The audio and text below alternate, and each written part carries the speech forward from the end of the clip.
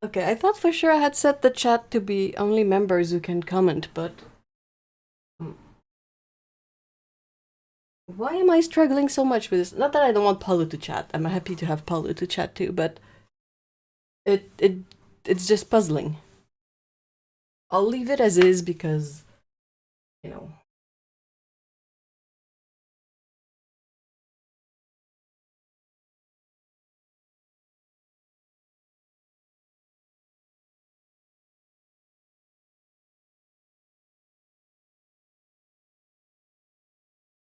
No, you're not trespassing, Paulo.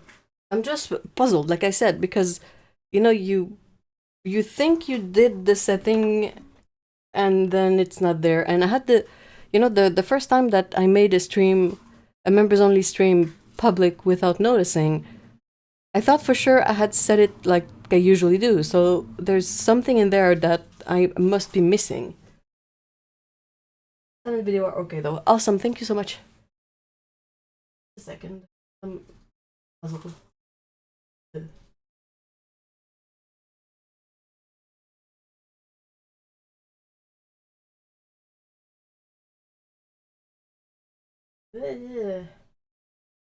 I have no idea.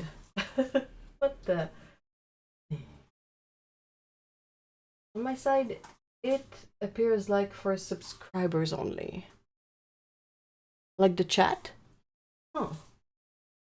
It's as if it didn't save any of the settings I put in. It made an error, like it was like unable to save your stream or something, but then it brought me to the streaming page like everything was fine.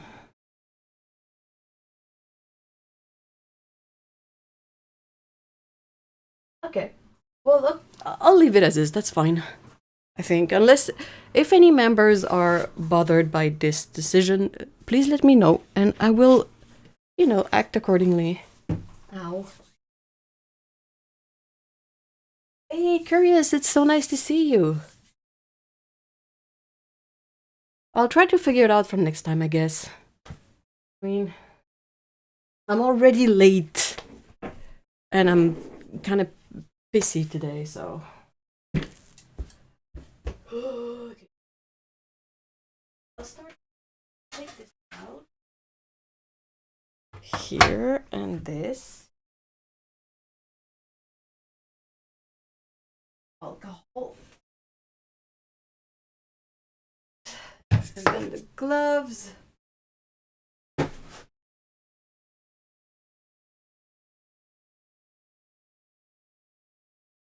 I have two sizes of gloves because I'm kind of in between. Like the green ones are extra small, I think, and they fit really snug. And these are small, and they're kind of small, but not. They're just a little bit too big for my hands. The other small from another company that I've tried, they were like even bigger. What else? I'm gonna try to work on the palettes, but there's a bunch of stuff that I have to do that doesn't require any sanding or any noisy activity, so that's what I want to try to work on today. Also forgot to grab my slippers, so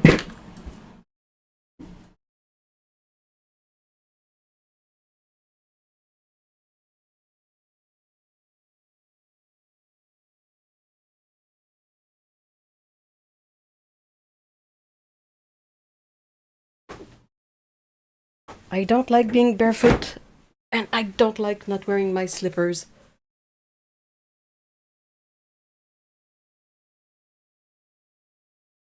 Alright, and then let's see if I can sort of set up chat in a way that I don't have to break my neck to look at it.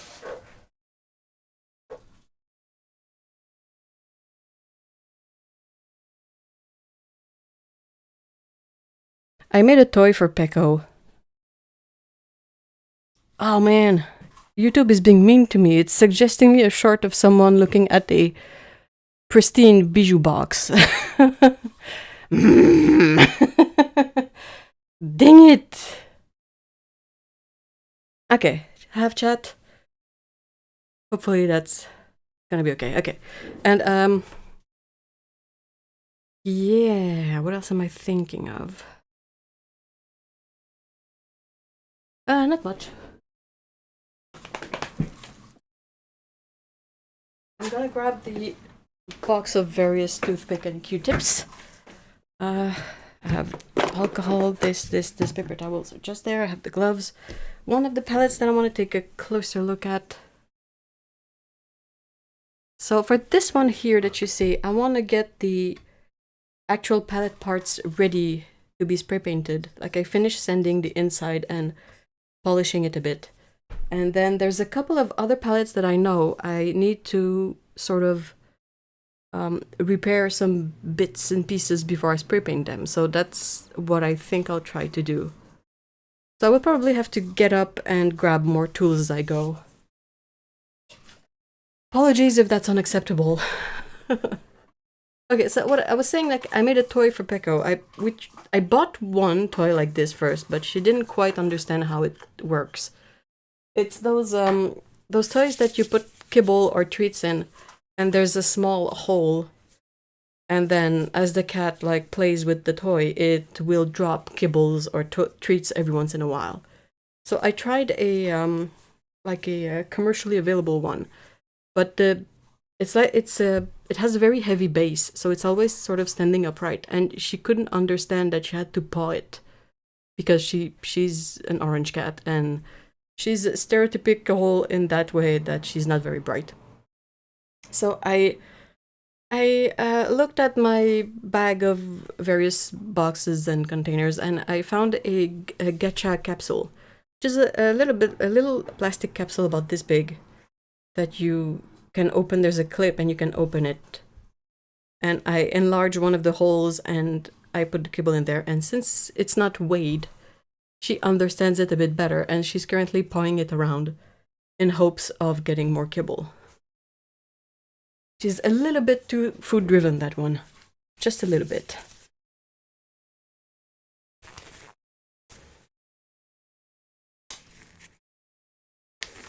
Oh, and apologies for being late. I'm sorry. I was out for a little walk, and then the little walk became like a little errand, and I couldn't find what I was looking for in the store because they always change everything. Like, oh, man. Let me tell you, if I managed the store, everything would stay at the same spot as much as possible. You would not see me, shuffle stuff around unless I absolutely have to. I'm quite good. Like my brain is made in a way that I will remember where something is at if I've been to a store a couple of times. But if you sort of move stuff around and there's no longer the same logic, I just hate it because I'm like, I know what I want, but I can't find it. And there's always a chance that if it's there and it's in my face, well, I won't spot it because that's not where I expect it to be. Okay, so first issue with taping this box to protect it when I spray paint is that it removes some of the paint.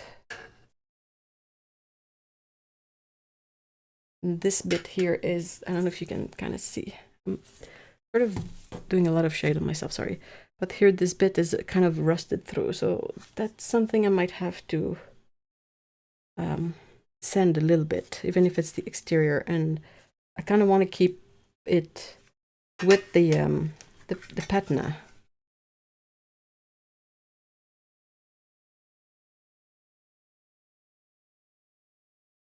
Because it's not so much rust on the outside as just missing paint, like chipped paint and wear. The inside had more rust in it. But I still need to finish cleaning it up with alcohol until there's like nothing on the paper towel, so that then I can sort of spray paint it. So that's what I'm gonna start with, and yeah. The look of the palette is very cool. Cool even. Yeah, I agree. It is like you brought up this idea of keeping the patina on it from the last stream, and I was like, oh, that sounds like the right thing to do. I agree. But there's still some like apologies. It's summer and the windows are open, so you might hear trucks and whatnot cleaning up the streets and stuff. So I'm sorry if it's too loud. Let me know. But yeah, so there's a bit of maintenance to do to sort of clean it and keep it like in good shape. But I would rather not have to sand and repaint the inside of this. Because first of all, it's quite intricate, and then I like this color. I like this like muted sort of sage color. Perhaps if I do this. Oh, that's a bit better for me. So I have a little container for. I keep giving myself shocks by touching the walls with these new slippers I got for the summer. I tried just regular shoes for the summer last year, but it was still a bit too warm. And in the winter, I have like puffy slippers that I really like, but I haven't found a good summer slipper. So I'm trying slides. You know, like the sandals kind of thing. Repainting the inside looks like a pain in the butt. Yep, I agree. Even if, you know, spray paint makes everything. Oh, that's the trash truck. I'm sorry. Spray paint makes.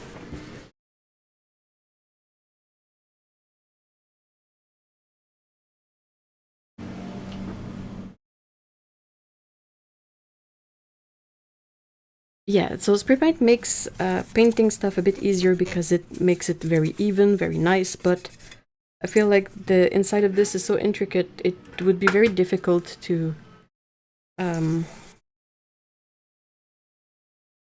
spray paint. Don't you like flip-flops? I hate flip-flops. I hate having the bit between the toes. I tried Crocs for a bit, but they would hurt my feet. Or rather, they would hurt my shin muscles. Dang, English is hard today.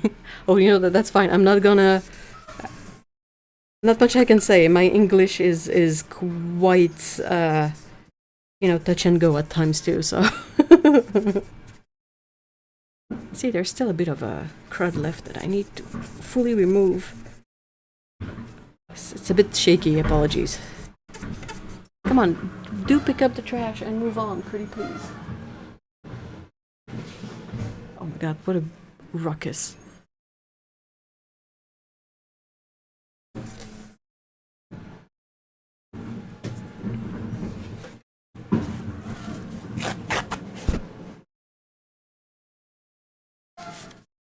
But yeah, I tried Crocs. Like, I have a pair of bootleg Crocs that I use for outside. That my I don't know how my dad ended up with them, but he had those and he was like, do you want them? And I was like, well, you know what? I'm in need of a good thing to wear outside in the summer, like when I want to check up on cats or check on the garden or whatever garden. Anyway, like go put the trash to the curb, that kind of stuff. So I have a pair of bootleg Crocs for that, and those are fine, but I tried. I was like, oh, you know what? If I could like just wear Crocs inside as slippers, that would be great. They don't have the bit between the toe that bothers me about flip-flops, and you know, they're super easy to not maintain, but not entertain either. Easy to clean, let's just say. Like, if there's anything, I can just like put them in a container with Dawn dish soap and just wash them. You know, it's not too fancy. But yeah, I don't know how or why, but I think from the subtle action of trying to keep them on my foot, I would hurt my shin muscles. So I dropped that idea. I had Toms, you know, those fabric slip-on shoes for a while.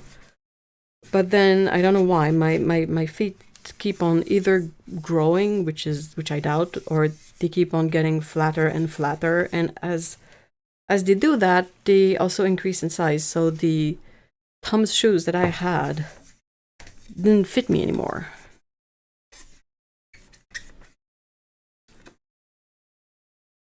So last year I tried wearing some, like, I always tried to get stuff in discount. So last year it was discount Vans sneakers inside, but it was really annoying to have to deal with the heel every time I would like have to put them on and take them off, because I don't wear my slippers outside of the apartment. So if I have to go pick up the mail, if I have to go check something outside, I have to switch between the slippers and the outdoor shoes.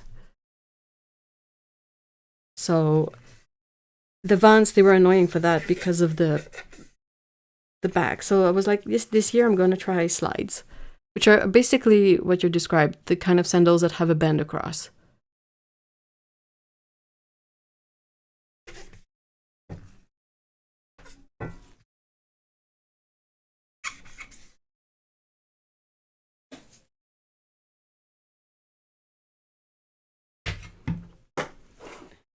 It's a struggle. It's a bit of a silly one though. My partner, Mr. E, he loves being barefoot. Sorry, that's not very pleasant. For me, I cannot be barefoot. I hate being barefoot. I hate how like everything kind of sticks to your feet and then they get gross. Even if it's just inside, you know, like the dust, and when we open the windows, we get a lot of dust from outside that comes in, and it's everywhere, and then it's on my feet, and that's nasty. I just hate it. I can't do it.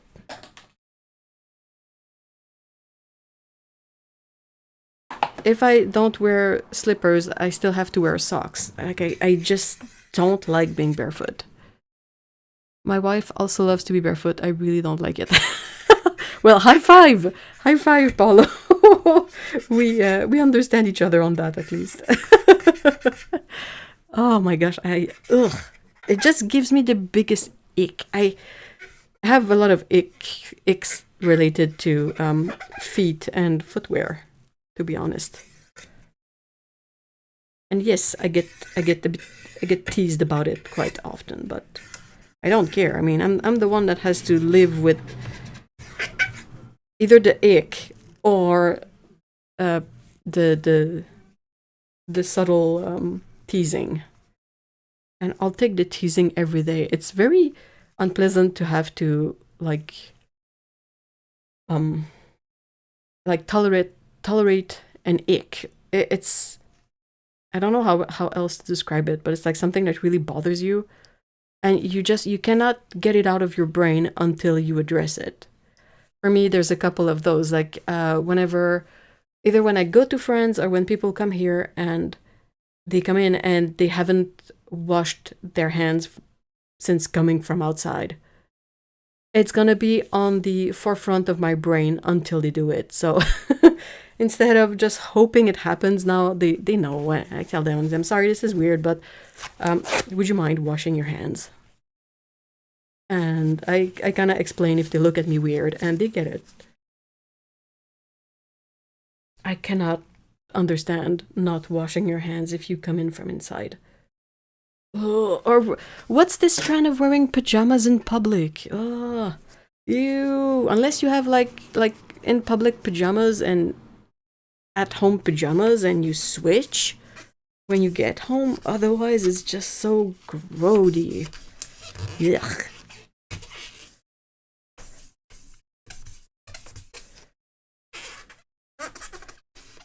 Lots of icks. Pants that are too long, that drag on the floor, also a big no. public bathrooms should be abolished in the sense that in their current state, they're an abomination.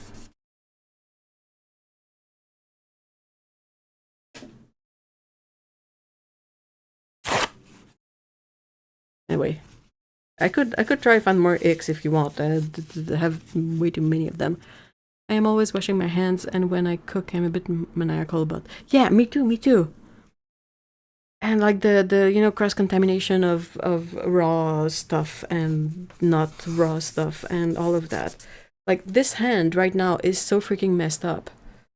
I don't even like. I've been trying to do less stuff that would require me to wash my hands a lot. Like this kind of the palette restoration. Now I wear gloves, so that helps. But there's a few things that I do sometimes that I have to work in water and wet my hands and dry them and wet them and dry them. So I really try to be more mindful of wearing gloves for that and whatnot. But this hand, no matter how much cream I put on it, is just nightmarish right now. And it's not even winter. Like, I don't know why it's so bad. But it's like it's cracked here. This joint has 2 cracks here. There's I scratch myself, but it's not healing quickly. And then the inside of my hand is like weird, crackly, gross. Ugh. Also at work, when I work with computers, I have to wash my hands always afterwards. Yeah. Is there any of those that you can sort of wear gloves to kind of limit washing your hands? Or perhaps your hands tolerate it a bit better than mine do. It is painful. It is really annoying. Like in the morning when I first flex this hand and it kind of opens up all the gashes, it's not pleasant. But I don't know what else to do. Like I've tried the super like extreme dry skin cream at night with the cotton gloves on top, and it doesn't, like, it will make it better for about 5 minutes when I wake up, but that's it. And I don't know what's up with that. I keep thinking of not Rebecca Green, Vanessa Gillings. She's an illustrator too. She works mostly in gouache. And her situation is a bit different, but it's still like it's been sort of coming back to my mind a lot. But she had this like really big like eczema rash on her hand that wouldn't go away, and turns out that it's an allergic reaction to her paints and materials. And I was like, oh no. no, I didn't know that was a thing. I also get some cracking, but not as much as you do, but it's mainly on my thumbs. Yeah, I don't know why it's so bad. Like, I get the cracking like at the fingertips, under the nails, and then everywhere the skin has to stretch. I get it on the side of my pinky. Why?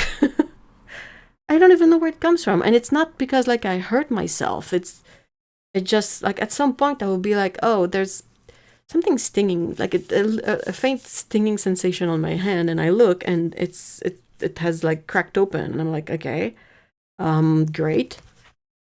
That might be from the biocides present. It's possible. It's really possible. But like, what are our options? I think, if I remember right, that part didn't like mark me as much. But I think she was saying that she was going to do a bit more digital art for now, even if that's not like her favorite. Because like the moment she stopped using her paints and materials, the rash started healing. And she had tried like for a year to get it sorted out, and nothing worked. I'm not a doctor, so I'm just guessing. Do you think there would also be biocides like in watercolor paper? Sorry guys, my first phone call is already gone. No problem, Curious. Thank you so much for chilling with us for a bit. I really appreciate it.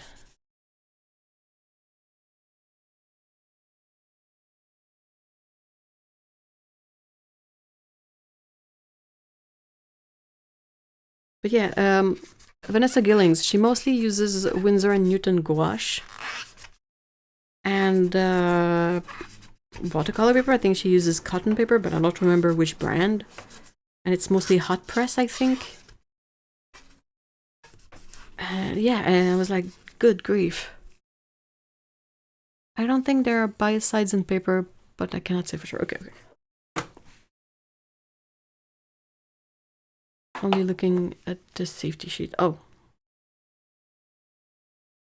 The biocides are there so the paint doesn't get moldy, I guess, right?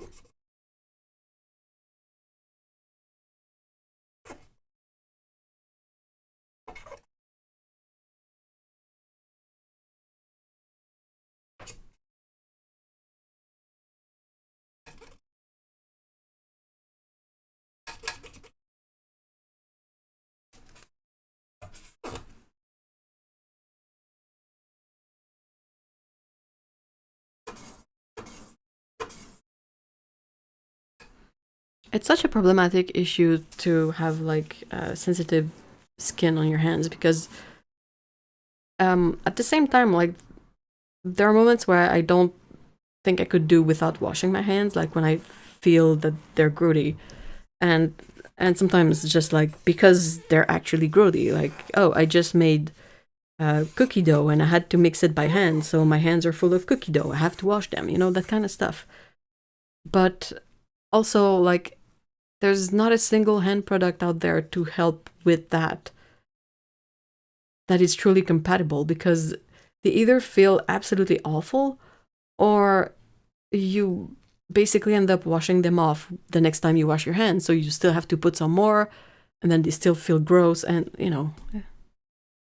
In paints, I know that there are biocides in most watercolors and I would guess in gouache as well. Yeah, it would make sense, right? It's basically the same, just more pigment. Yes, biocides are there to prevent mold and bacterial growth. Okay. And they don't tell you, like, what exactly they use. Unless perhaps if you look at the safety data sheet, but I don't know a lot of artists that do that. Like, if you know you have sensitive skin, you might be someone who is aware that it's always the best idea to check out labels for all the products, like shampoo, soap, all of that. But I don't feel like it's something that is as sort of intuitive when it's paint. Like, you don't think that you would maybe like react to the paint, and you might not even think that there are biocides in the paint, basically, because they don't say, unless you look at the safety data sheet.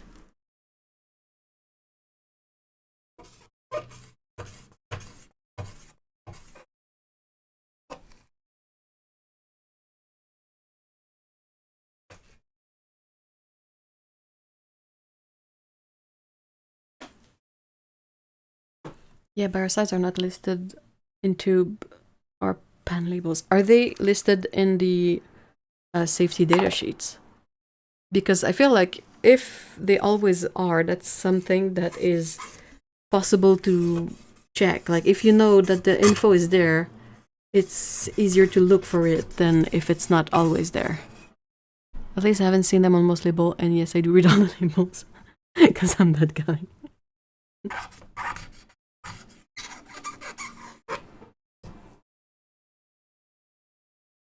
I mean, it's never a bad idea to read the labels. Are you also that guy that will, if you buy furniture and you have to assemble it yourself, do you look at the guide or do you just wing it?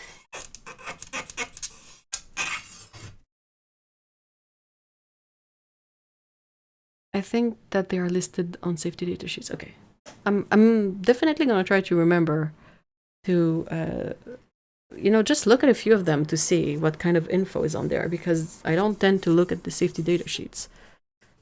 Because my initial reaction to paint is that I mostly know what's in there, like a binder, water, a humectant, possibly a dispersant, and pigment.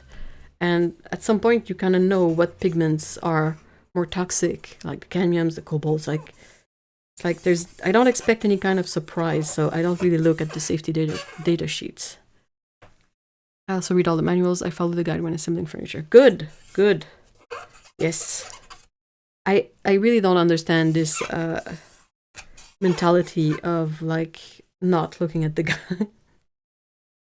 Because inevitably there's mistakes then, and you're like, well, all this trouble could be saved if you had bothered to just follow the guide. It's there for a reason. It's not because it's not an insult to anyone's ability to assemble furniture made of plywood and composite and particle board. It's there so that you don't make any mistakes while trying to do it, you know. I don't know. I shrugged, by the way. I know you can't see me, but perhaps I should disable the autofocus. Hold on. Removing gloves is something else too. Oh! I feel like it's a bit like when you have a wet bathing suit on and you have to go to the bathroom. That's the feeling I get from it.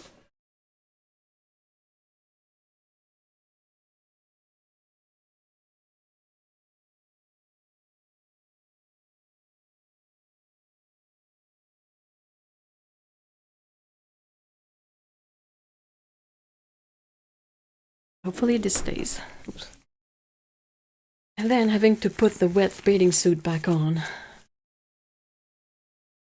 Maybe not something that guys struggle with as much as the woman, at least anyone who has to wear like a more skin tight bathing suit.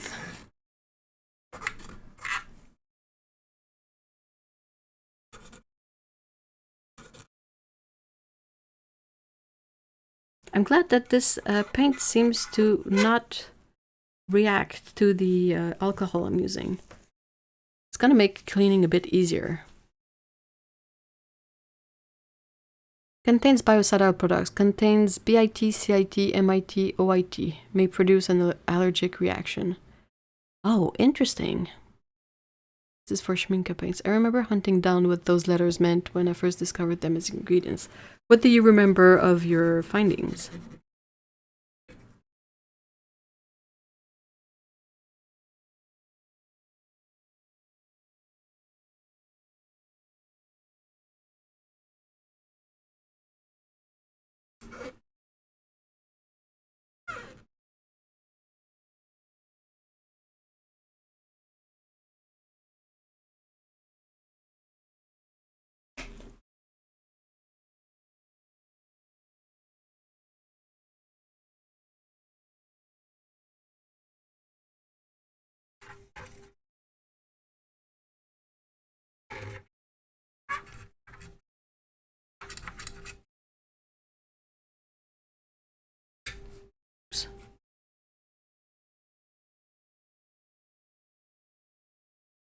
I got these from the dollar store, and it's gotta be the cheapest sticks I've ever seen. They break so easily. Most of the biocides are just variants of this molecule, isothiazole.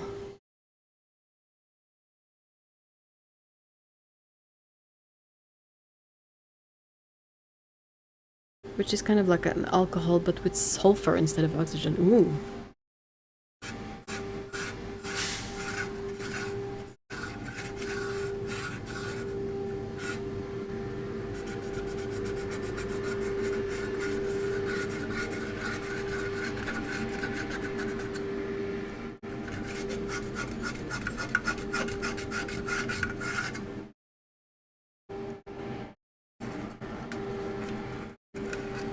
Sorry for the noise.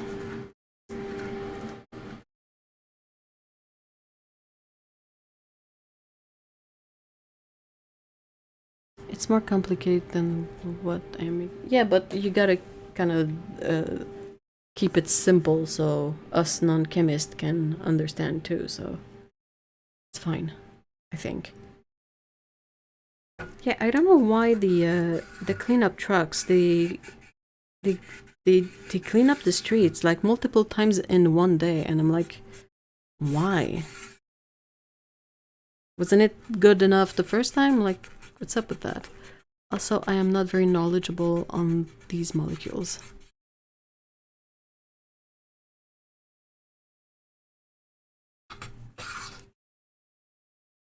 I don't know if you guys can see what I'm trying to sort out in here. This is the spot where the painting palette goes. And since this is a vintage palette, well, it has a bit of wear and tear and rust and dirt.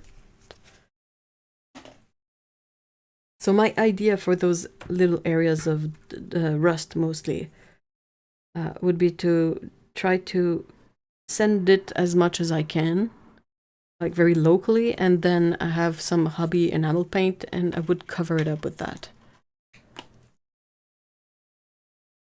I would love to test the color to see how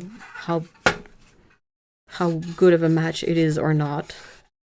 Because in the bottle it looks like it would be a good match, but that's not necessarily indicative of the dry color.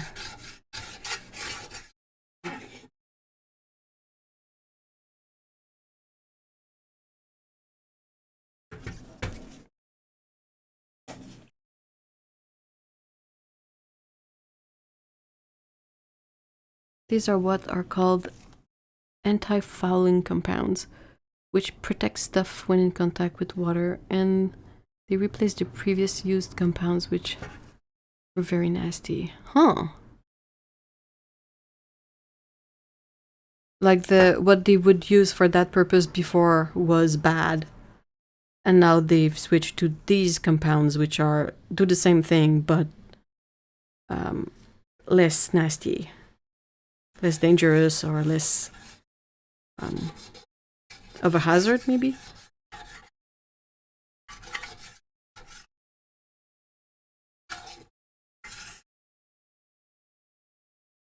Can't tell if I'm picking up the paint or if there's some like green watercolor in here that I'm not seeing.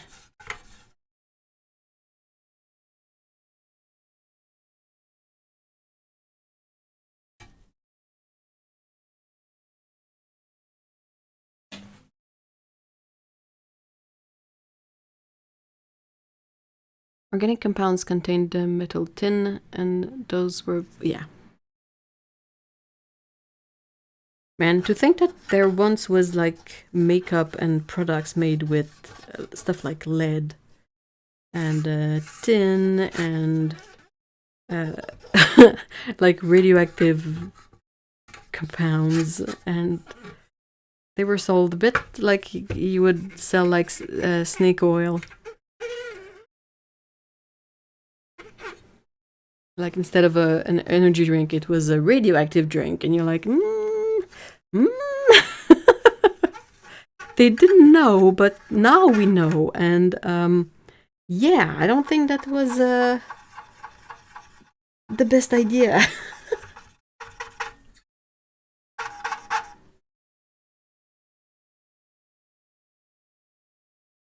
Melissa, hello. But these new compounds might as well be bad.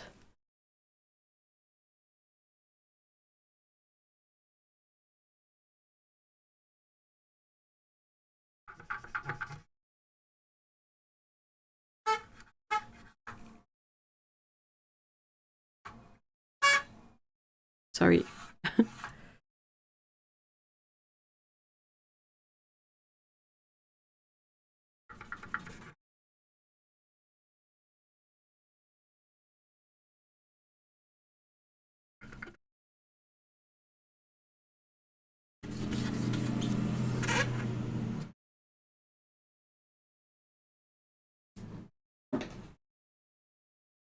The fact that they used uranium-based paint on the gums and teeth of people, cause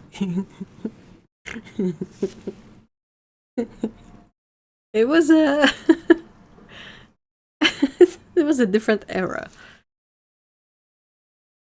You know, like you have this sort of preconception that there was a like a dark age of medicine in the medieval times or whatnot. And I would like to challenge this notion with the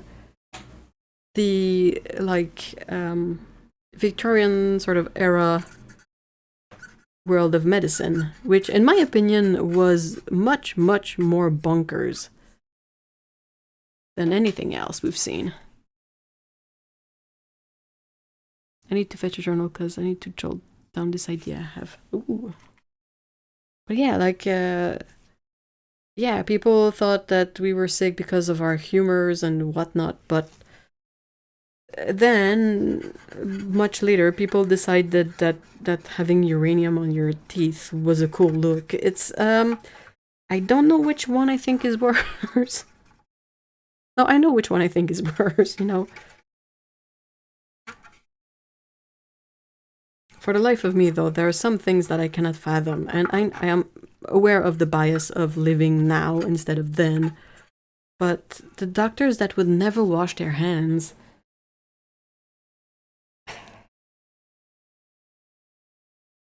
I don't know, like, after a bit, didn't they think it was kind of gross? Like, after a bad day of caring for patients, like, when you have a bunch of weird substances on your hands, you really don't think that you could benefit from just a little clean, just you know, just remove a couple of layers of crud that's on there or something. No?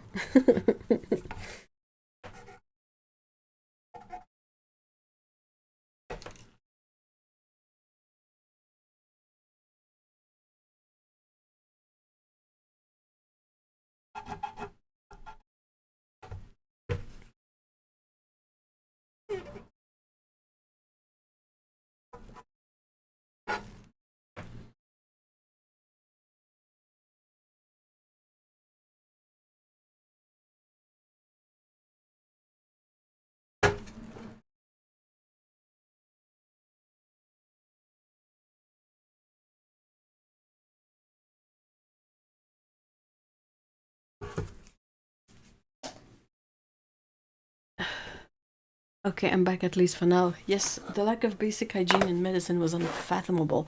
Seriously. And like, okay, let's pretend that Dr. Bob, like, who didn't think that washing his hands was a great idea, and that the fact that, like, the dirtier your hands were, the more of a, like, busy doctor you were, or whatever. Fine. Okay, let's assume we're there. It's lunch break. Dr. Bob has to eat a sandwich. And he would use the same hands to eat the sandwich, and he wouldn't think that it tasted like disgusting. I don't know, man. Make it make sense.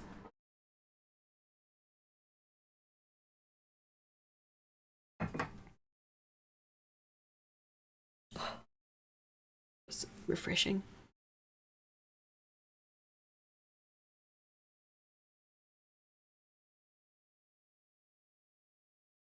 Shudder, seriously. Like, it doesn't...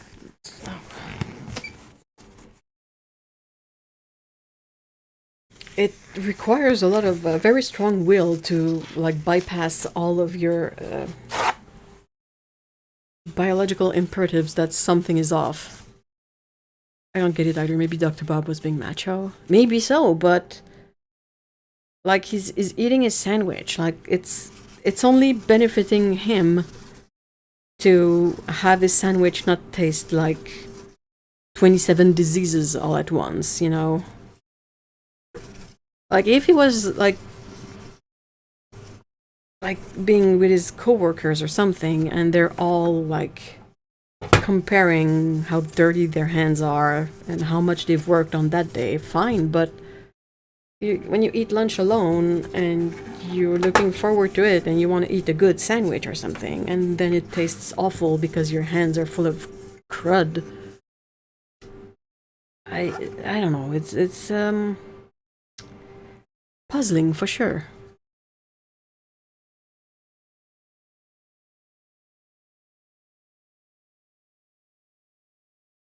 yeah, there's one thing I wanted to do too with this part of the palette.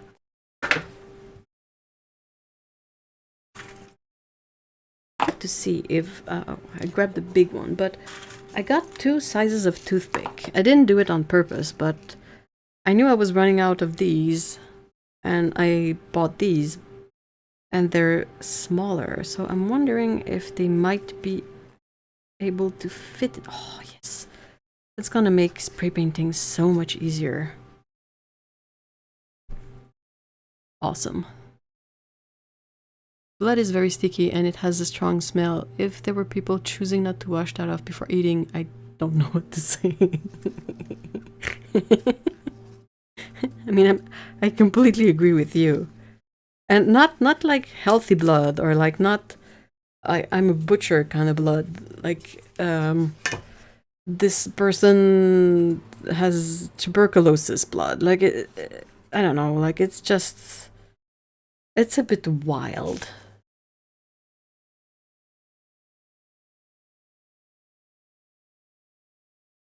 I have to just break these at exactly the length that I need. I don't know how exactly I will take it off after, but since I need to spray the part that's sort of below it too, can't have these reach too far out.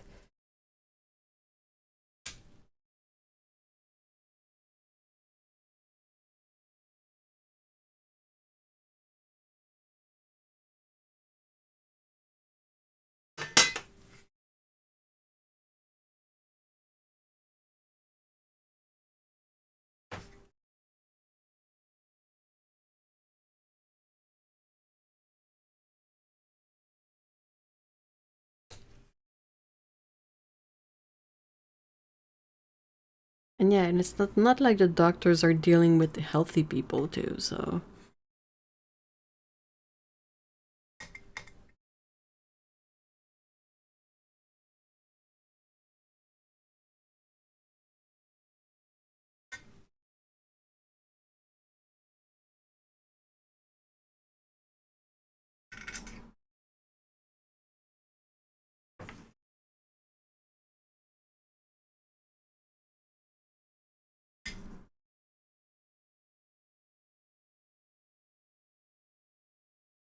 Ow.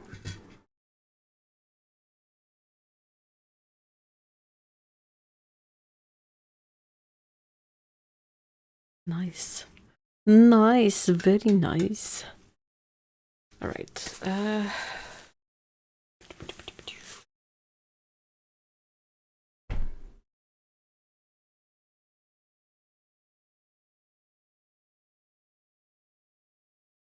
I don't think I can work on the rust on this one. I think it's gonna be a bit too noisy, and I would prefer to not make too much noise. I would be curious to find a spot where I can test the paint, but at the same time it's enamel paint and it's a bit of a pain in the butt to sort out. Like, you can just dilute it in water, it just doesn't mix with water at all. Let me check my stack of palettes.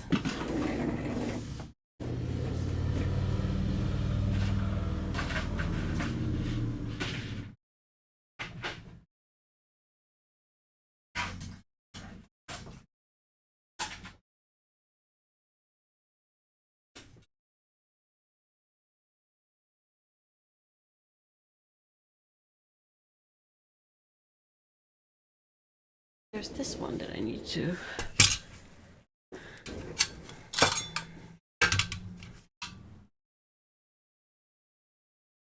deal with the casing for the hinges here.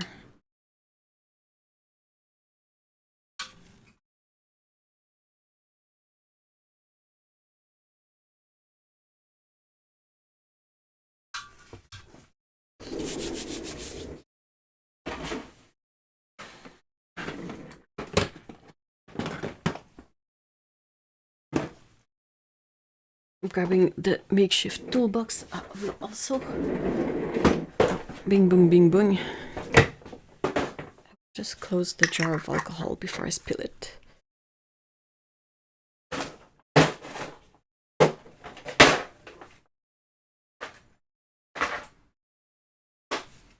Pliers.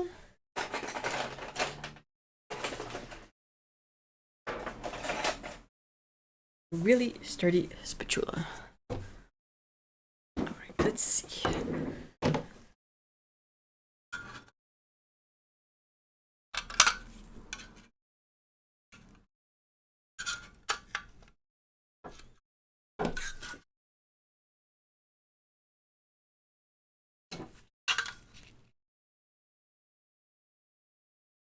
This palette is really not easy because it is so rusty in so many places, and like in between this part here and the sheet on the exterior, there's a lot of rust in here, but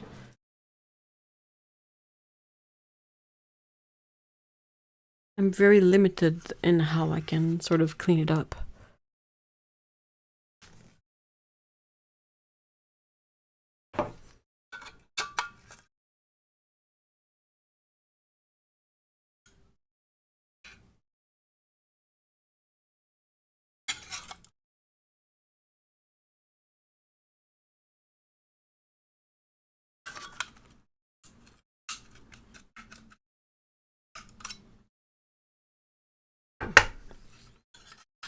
Ew. There's a bunch of gook in there. Well, it's rust gook, but you know.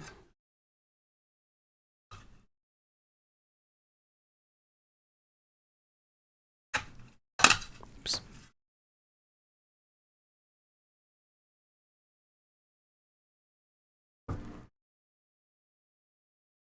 I don't have any kind of special tools to be able to work these,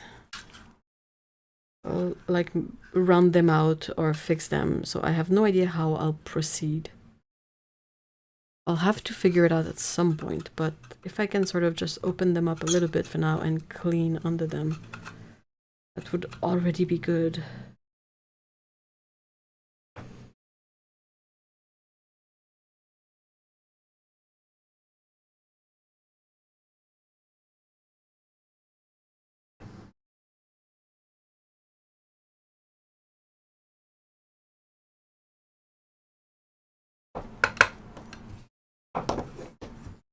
It's a bit better. We can sort of see under them at least. That's how rusty they are. Rust. Forever my nemesis? Probably.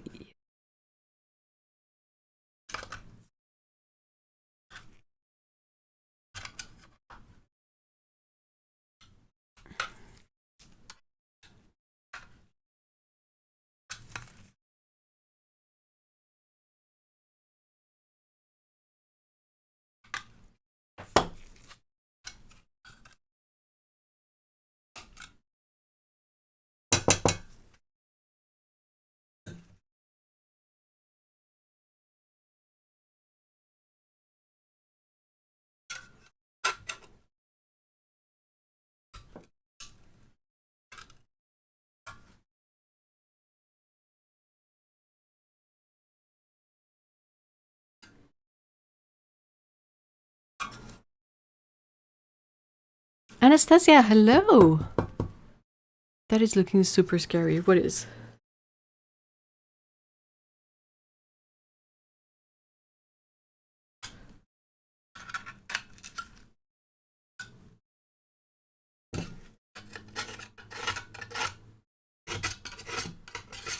I'll try to find the other parts of this one.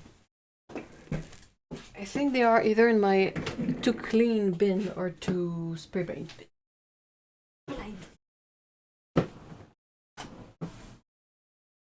So I have bin to spray bin. What's this one? To buff. I'll have a to buff bin. Buff bin. That's one of the parts of the palette.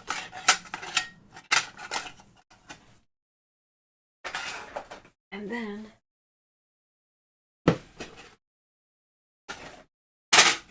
for this. Right.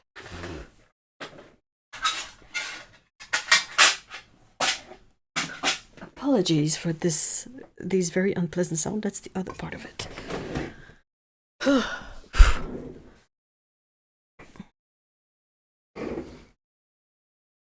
Hopefully your tetanus vaccine is up to date. Oh, I am being careful. I'm just old. And I have old knees. Maybe it makes a lot of sound when you hear me like tinker around, but it's not me like falling or anything.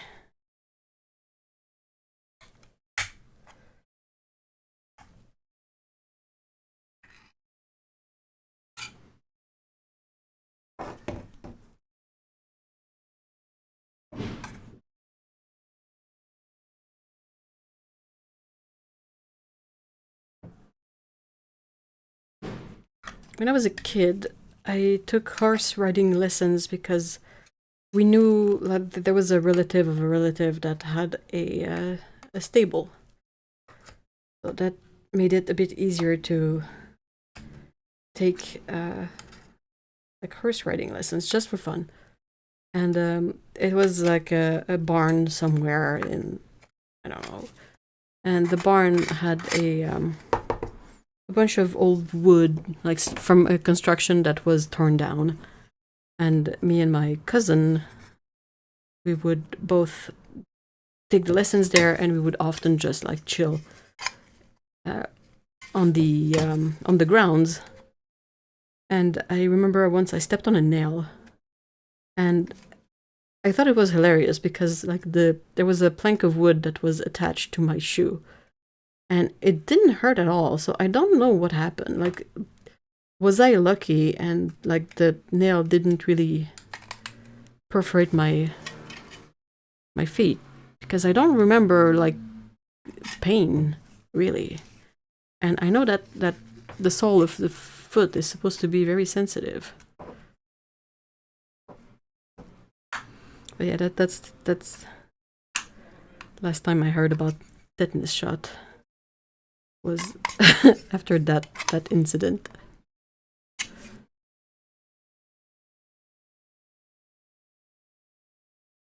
So that's a little bit better. What about this one? Yeah, this one is, I don't know if you can see just how bad these are. They're very, very like narrow, and I think there's still like the wire stuck in them. I have spare wires, so I might be able to replace.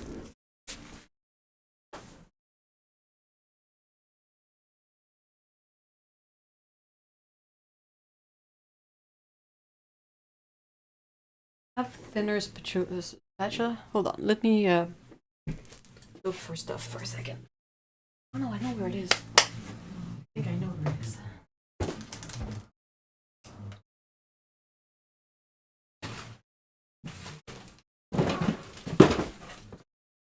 It's in the other toolbox.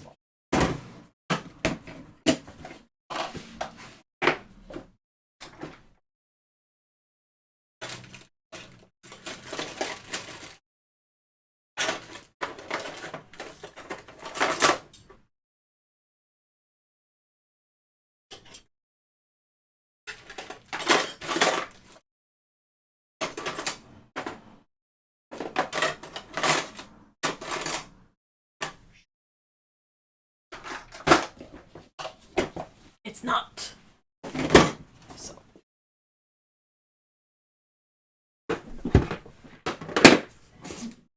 I am too old for this.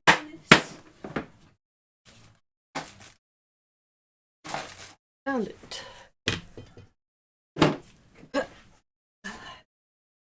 I'm too old and too fat for this. Okay. So this one I used to use for when I made paint. And as a result of that, it is very thin. And as you can see, I've used it for taking apart palettes. So it is all bendy and busted and crooked now, but it is a bit thinner, so it might be a bit easier to get in here and just create a bit of space. Stories about things going into the bottom of the feet kind of freak me out. Not in a you shouldn't have shared that way. Just gives me the secondhand flinch more than yeah. And like I said, like it was weird because maybe the nail just didn't get to my foot all that much. I've always felt like I should have been in more pain than what I actually was, but you know. I have some for this palette. This palette came with a bunch of really small rods for all the hinges, and I'm thinking I might just replace them with other rods that I got. They're basically for people who do like models and whatnot. They're brass, and they're quite thin, and they would be like lengthy enough. And I might be able to just put one in there instead of having like this one had a bajillion small ones.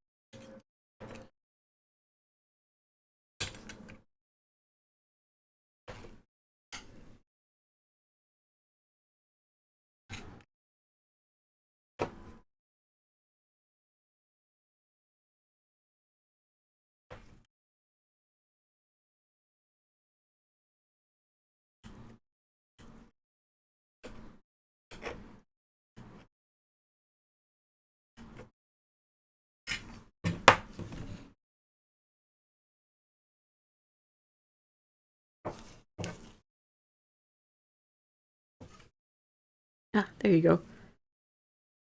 Freedom! Free at last!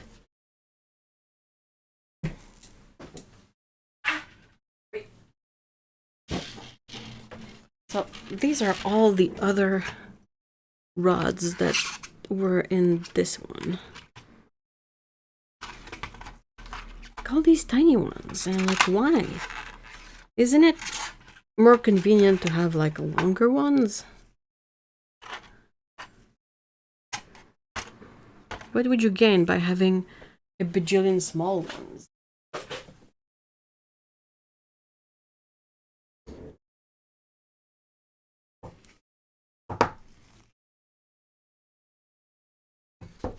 Okay, now I have to do the same kind of maneuvering with these ones, but these I feel are even more snug.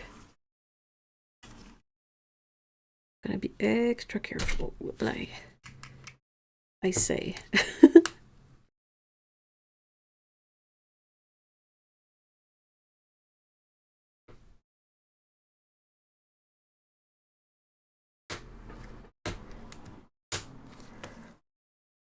Ew.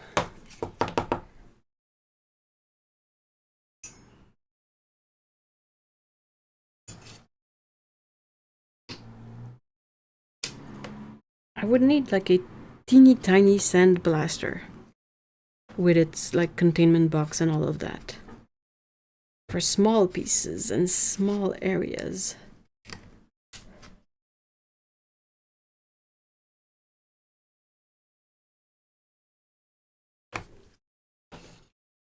Yeah, I would think so, but at the same time, something in the construction of the tin and the way it operates needs to have smaller rods. The thing though is that I think it would be fine with one long one, because if you look at it, check this out. So, no, that's So that part goes here, so you could have one long rod that goes all the way through. And then same for this side. Like I don't see any reason to have smaller rods. It's possible that someone lost the original rods, or maybe they cut off the rods or something. Because if you look at the ones that are stuck in this part, they're like, it was exactly the same length as the hinge. And I don't remember cutting it off to free it.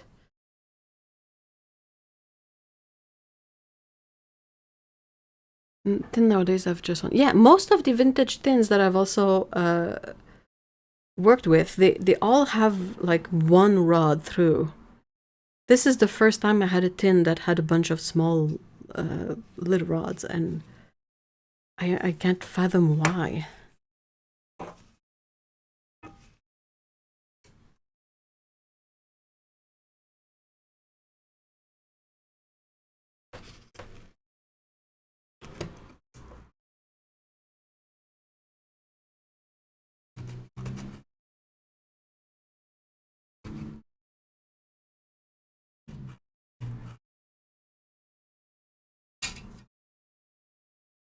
If the holes weren't perfectly lined up, a single long rod could be harder to get all the way through. It would require a bit of elbow grease, but it's doable. I've successfully done it with many of my vintage tins that had like were a bit bent, and that the rods like had to be inserted at a weird angle. They wouldn't be very useful if they were only inset the hinge. Yeah, I know. I don't know what's up with it. I don't remember. But yeah, the ones that are stuck in this part, like I don't understand why they are so short. And if I look at the ends, none of them look freshly cut. Good grief.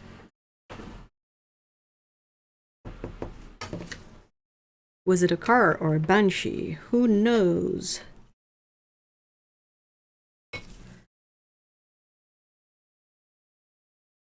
Oh, this one, look, check this out. Check the length of this rod. Okay.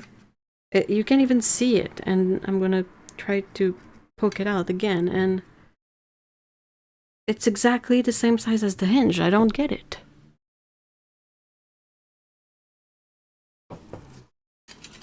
I don't remember cutting these off, like to free the part of the palette, so I don't know.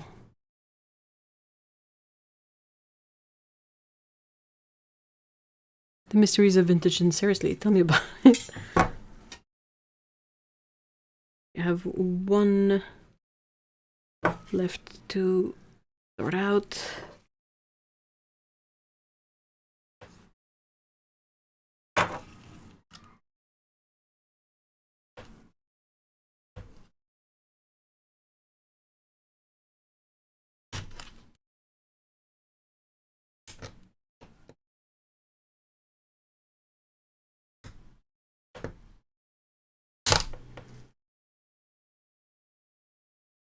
Yeah, that is tiny. It looked like it broke cleanly. Yeah, it does. Don't know what's up, but it's gonna get fitted with new ones, that's for sure.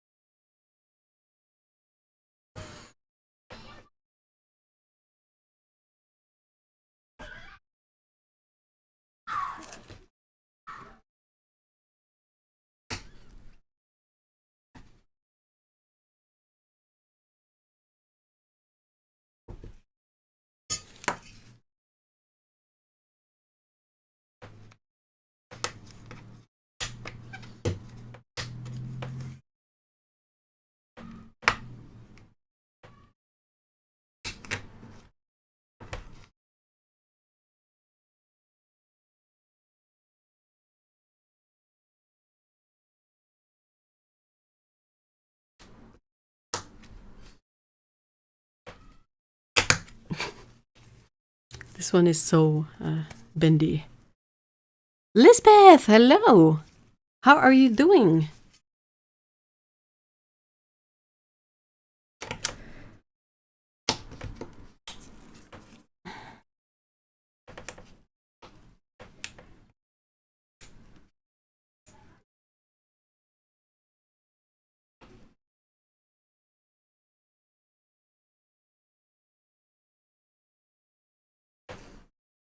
Ah, another, look.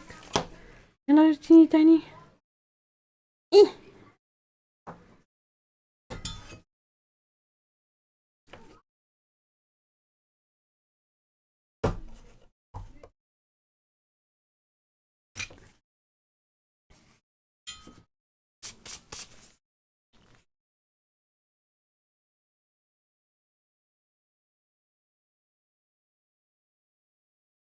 Alright, so I'm glad that's sorted out.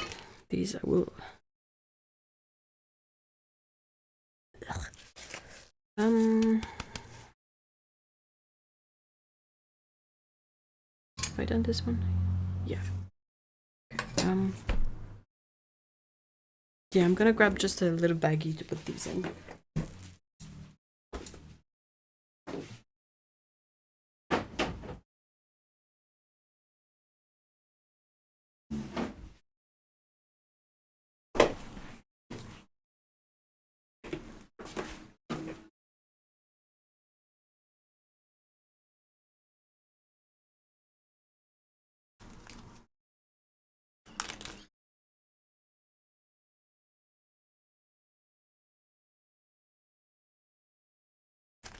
Right.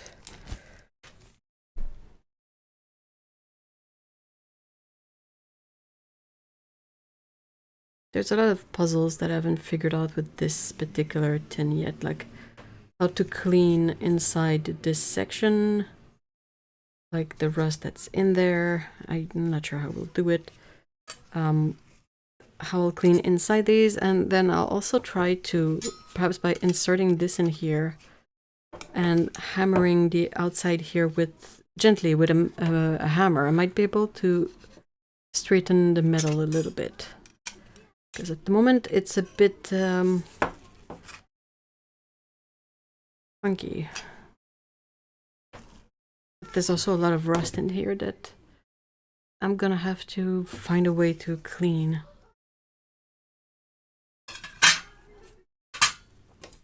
But I'm glad that at least I thought about I was sure I was gonna forget to sort out the hinges of that one.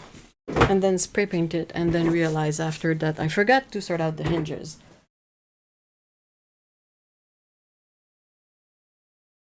And then curse at myself.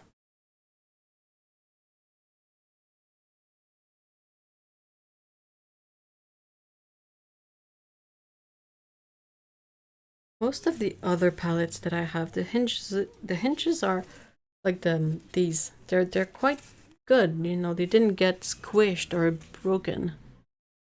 Doing okay now, had a terrible day. Oh no, sorry to hear that. That sucks.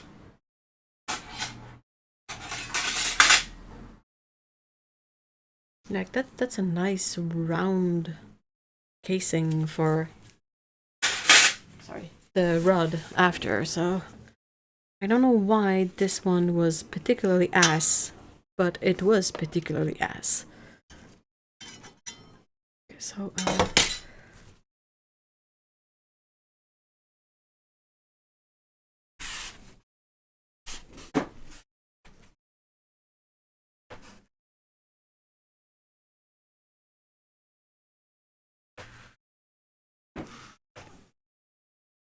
right.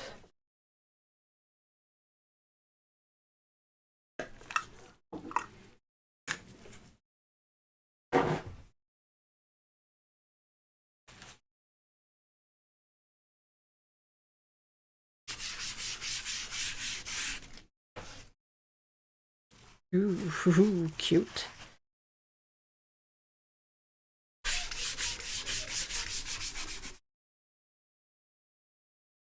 I will do a much more thorough cleaning after, but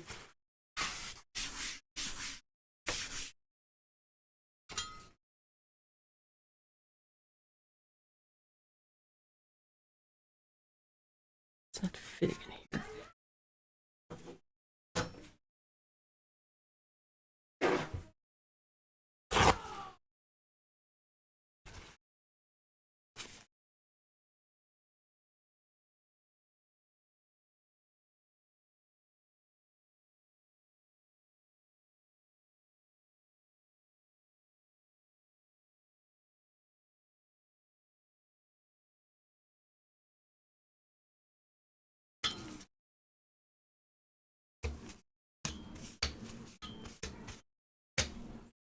All right.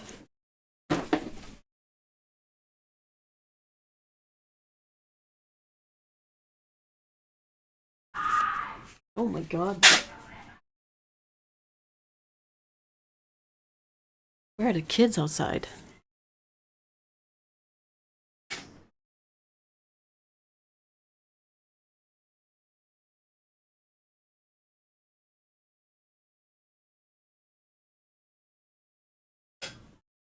I tried to use double-sided tape to spray paint the some of the parts that I have that were ready, and it didn't work out all that well. The spray, like not the spray, the double-sided foam stayed stuck to the metal, which is not what I wanted.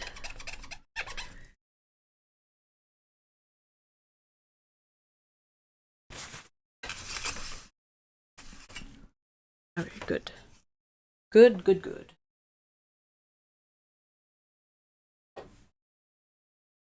Is it this one? Oh no, it's this one here. You can kind of see the like the foam that stayed stuck there. And at first I was like, oh, I'm gonna put some baby powder on it so it's less sticky, and then I might be able to remove it, but nope. We'll be able to test if my enamel spray paint is somewhat okay with the alcohol, because I'm having to scrub really hard to kind of get some of this off. Apologies for the shakeoton.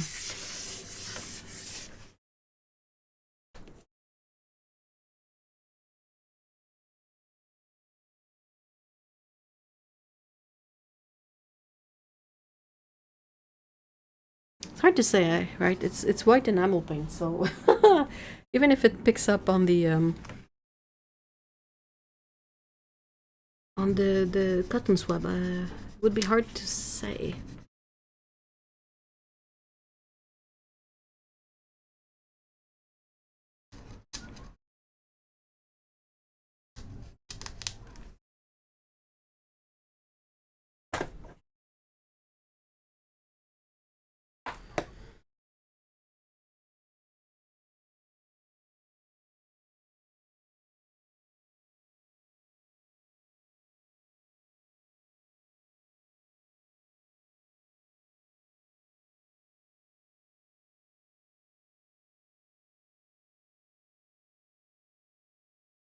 I think it is removing a little bit of the paint, but I'm scrubbing really hard because this bloody thing is stuck on there.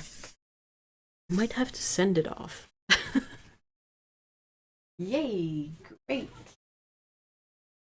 Thanks.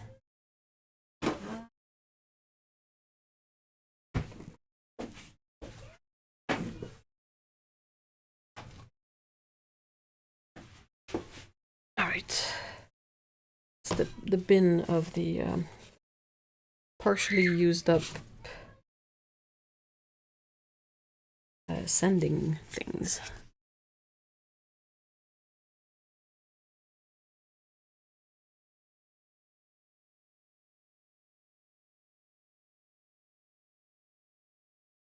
It's removing everything but the foam. Like, you can see it, right? This is wild. So don't use the don't use the double-sided foam for this stuff. guys, kids.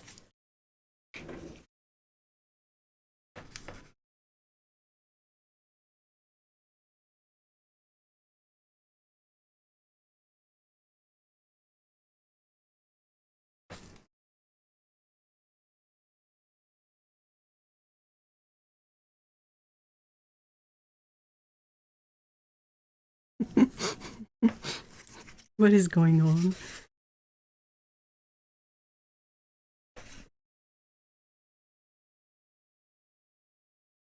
Just won't come off. Sorry. You want to fight me? Do I have to take out the chisels? Because I will.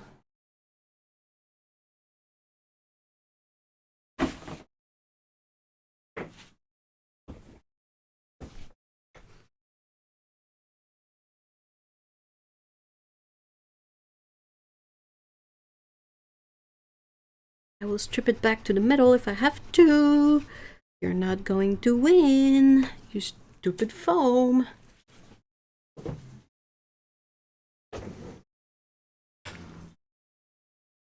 It's unbelievably stuck.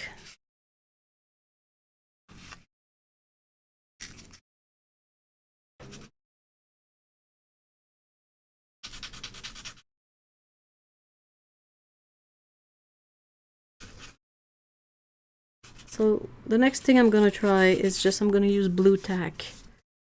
I think I got it all off. I'm just gonna use blue tack. That's from double-sided foam tape.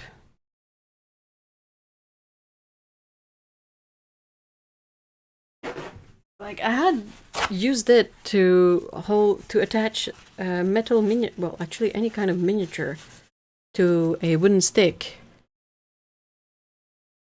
And to then spray paint it with primer. And I don't know if it was a different brand of foam tape, double-sided foam tape, but had no issues with it whatsoever. Like the miniatures were easy to remove and the tape didn't stay stuck to the like the base or whatnot. But this, and it's not even because this one was painted. The other piece that I had the same issue, like I had put the foam on the unsprayed surface, like it was still just a metal. I don't know what's up with that.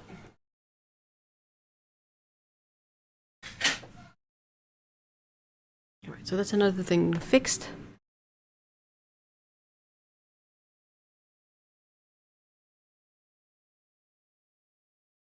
What else do I have to sort of get sorted out? When I'm in the mood for just like sanding and prepping palettes, it's really difficult to get me out of it to, you know, fix stuff up and to figure out things. But now that I'm really trying to just do that, like there's a couple of things that I'm seeing that I want to see if I can fix it. Like this thing that was bent. I kept saying to myself that I had to take out the pliers and see if I can sort of unbend it or make it straight again. And there. Cool. Cool.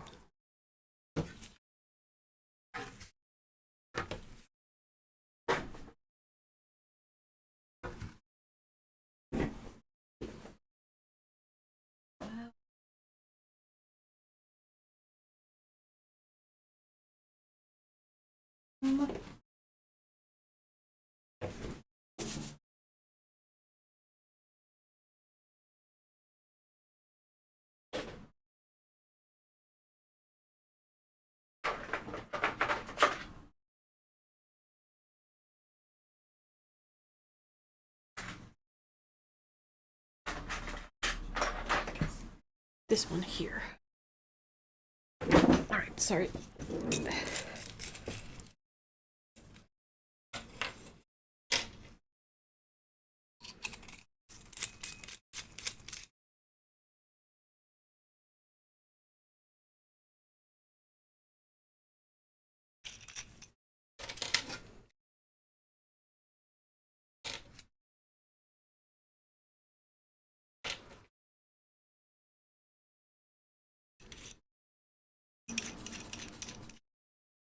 feel like a surgeon sometimes.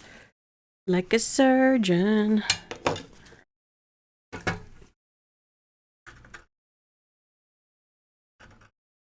I realize that I'm scraping on metal. If this sound is unbearable, please let me know and I will stop.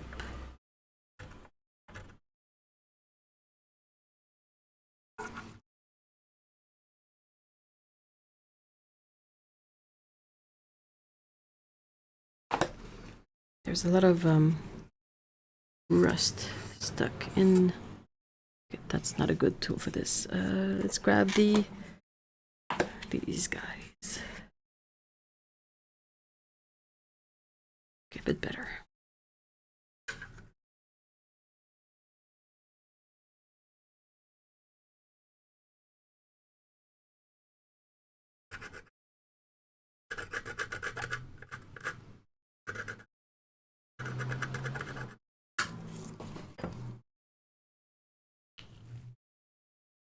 Surgical instruments are coming out. Not quite, but almost.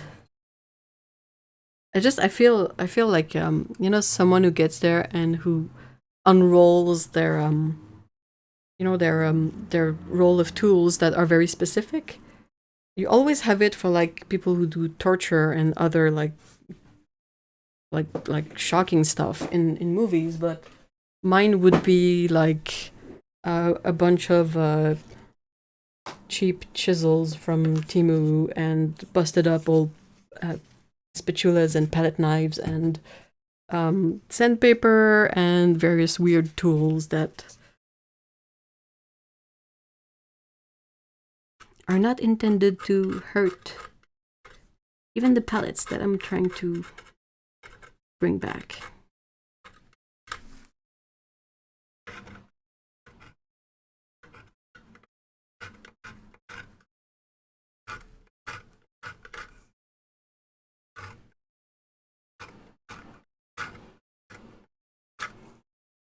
That's like a part that I would try to clean up as much as possible, like this seam, and then I would put a layer of enamel, a hobby enamel paint on it with a brush.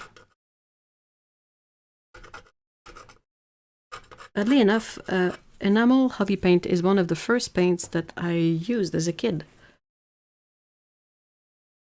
A dental scraper could be on the list. Yeah, the hooky thing. Definitely, for like the nooks and crannies. But yeah, I had an uncle that was really into painting models of X-Men characters or Star Trek. Like, he wouldn't paint cars and that kind of stuff. He painted characters and ships, I think. And he was a Trekkie, so he got me. At one point, he got me a model of like a USS Enterprise or something, and a bunch of testers enamel paints. And I painted quite a few models. I had the models from Sequest as well, if anyone in here is old enough to remember Sequest. How does the enamel work for mixing on? I haven't really tried the hobby enamel paint. I've got it mostly so I can do touch-ups when the spray paint doesn't pan out. So I don't know. I love the spray paint I have for mixing on. I like it. I think it works out great, but I don't know how it is for mixing. The thing is if you paint it with a brush, it's gonna be very uneven and patchy and streaky. So I don't know how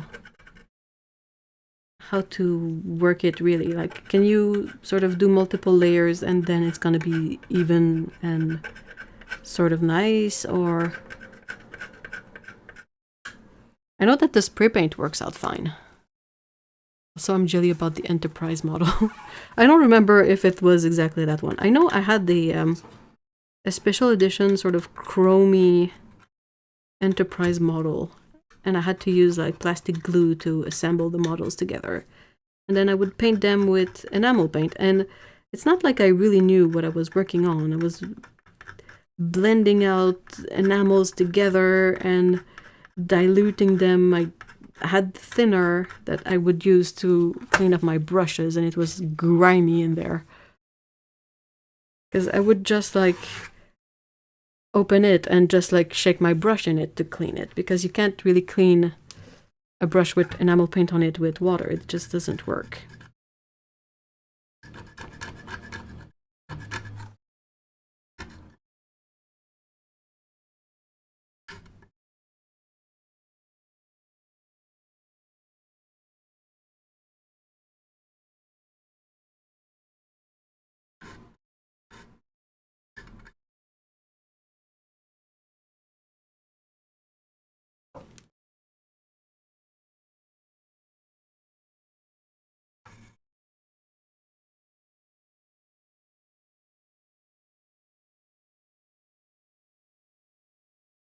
Could you put it through a mini airbrush? It's possible, though. I think if you want to airbrush the hobby enamel paint, you have to dilute it with something first. I'm not very in screen, am I? Is this a bit better? I think this should be a bit better.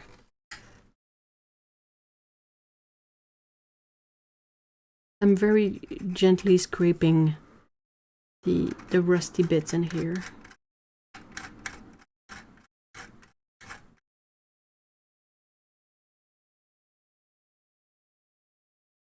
In part because I don't want to like overdo it.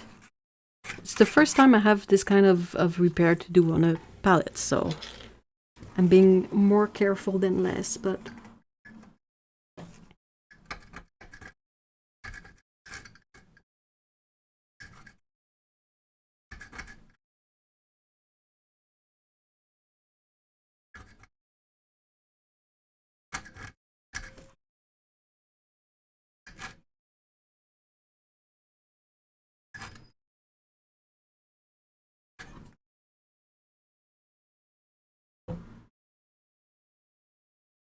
if you use a hairbrush with something like enamel paint, you have to be extra careful about the aerosolized paint too.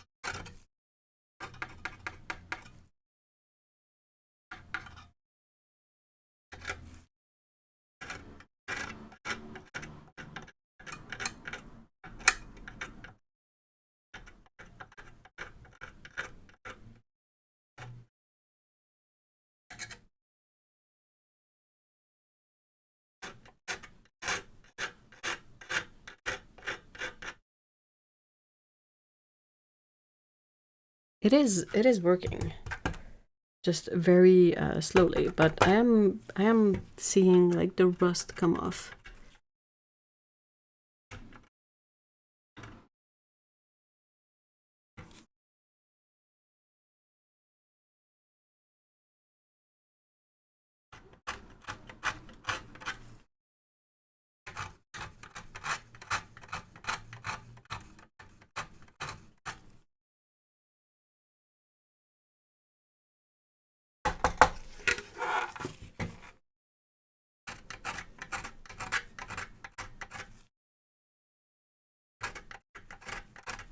What do you guys prefer in terms of material for a palette? Do you prefer metal or wood?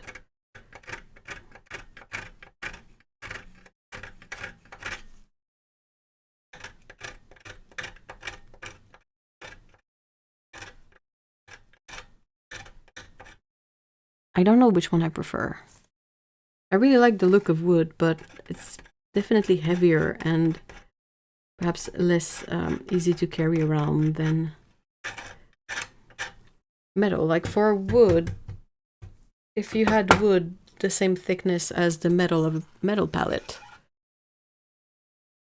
it would be too easy to break, right? And on the other way, if you had like a wooden palette but that it's metal, it would be so heavy too.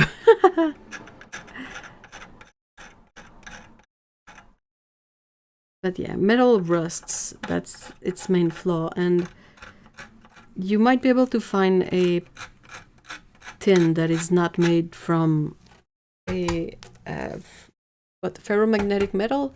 Is that it, Paulo? Like something that will rust. But there's not a lot of options. They're often quite expensive. Metal or plastic? Oh yeah, plastic. I don't own a wood one. Metal or plastic when I have to bring it with me. Yeah, okay. I forgot plastic, but yeah.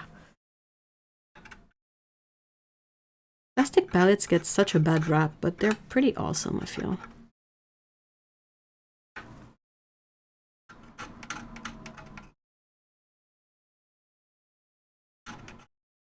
These like I don't know if you saw the video I posted today, but I tried one of those travel palettes that has a ceramic surface for mixing, they say, and it's really interesting. So I'm eager to see where they take this. It would be really interesting to have a metal palette that has that kind of insert, or even a more elaborate plastic one.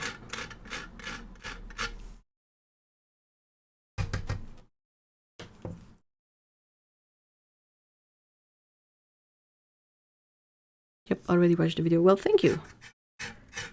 But yeah, the mixing area was really nice, wasn't it? It's super thin and it didn't bead at all. Like, it was very straightforward to mix on it, which was very nice.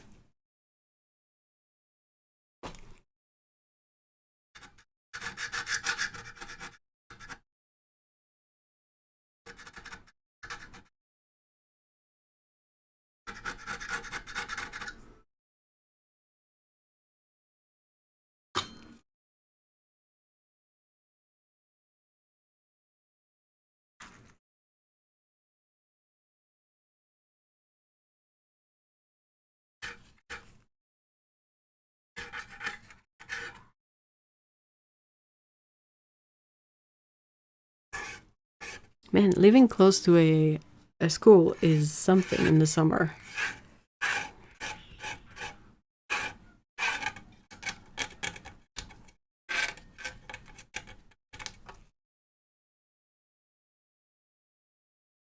Yes, it looked very interesting. It did, right? I was surprised. There are a lot of brands investing heavily in developing new kinds of palettes. Yeah, and they seem to be using more and more 3D printing to have runs of designs, and I think that's really interesting. From what I understand from a job I had in the past, when you want to create a product and they have to make a specific mold for it, making the mold is the really expensive part, if that hasn't changed. And I feel like with 3D printing, it might be a good option for the companies that want to make their investment cost a bit lower. So that way they can transfer these savings to the customer and make the product more affordable. I have another couple of 3D printed palettes that I have to review. And I find it really interesting.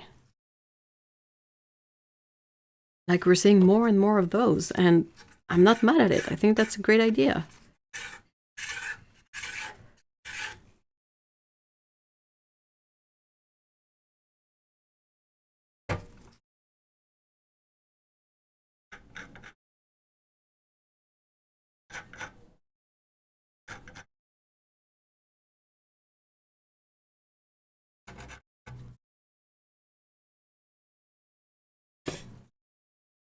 Injection molds for like a shampoo cover can cost tens of thousands. Yeah, no wonder they reuse some formats sometimes. Like, there are some of those that are more generic, and especially at the grocery store.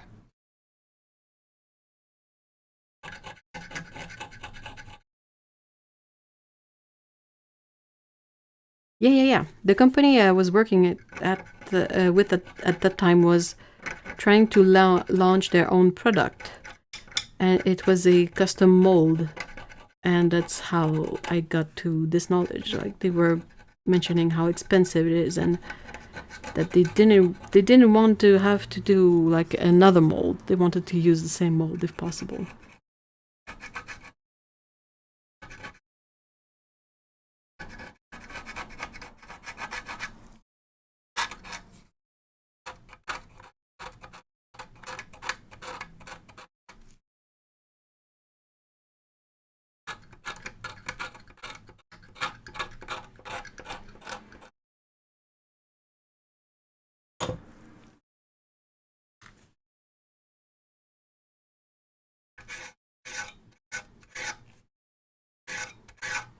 I think that's also why there's a lot of similar designs, like you know, the metal tins. They're basically all the same, right? Well, I think part of it is that's not a mold because it's not something that is poured, but still, like, to create those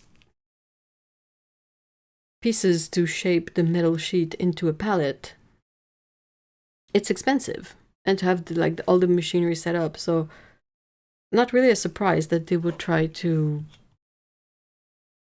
you know, get their investment back, basically.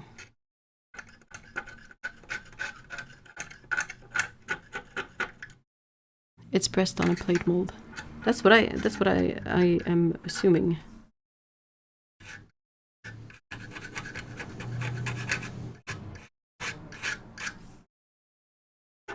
It's like when you stumble upon the videos of, you know, how they print on cookware or tableware, like bowls and plates and mugs and whatnot. You know, when you get the kits that have like 4 big plates, 4 small plates, 2 bowls, this and that and whatnot.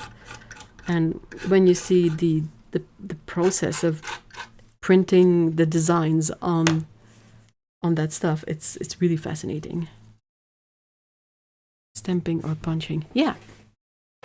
I'm picturing like a sheet of metal that is inserted between 2 pieces that have a lot more pressure on them, and sort of when they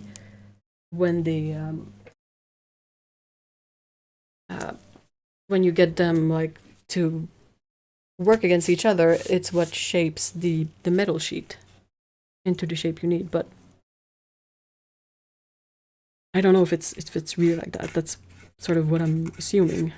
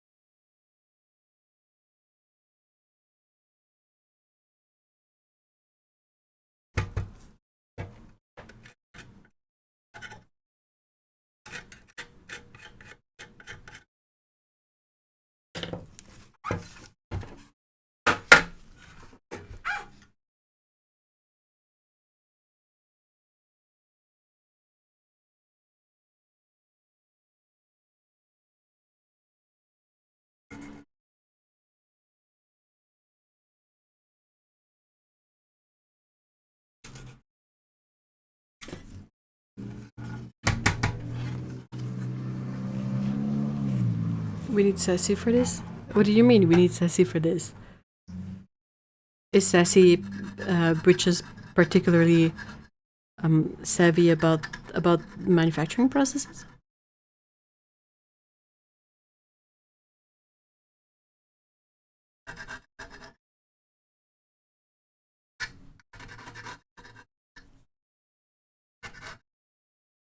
The ASMR that no one asked for.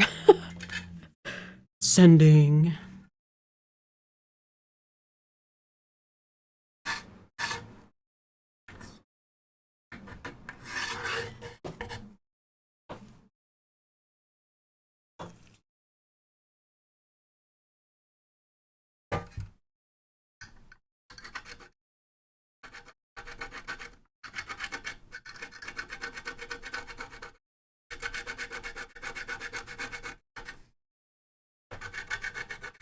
I think she has worked in metal machining. Ooh, I see. Yeah, we do then.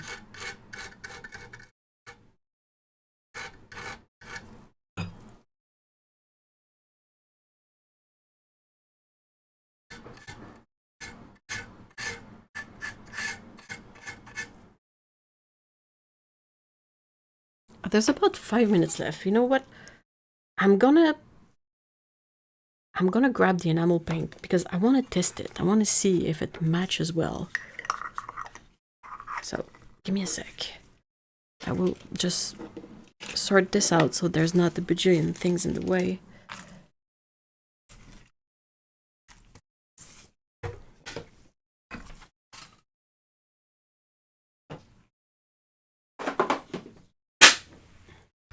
Sorry about that.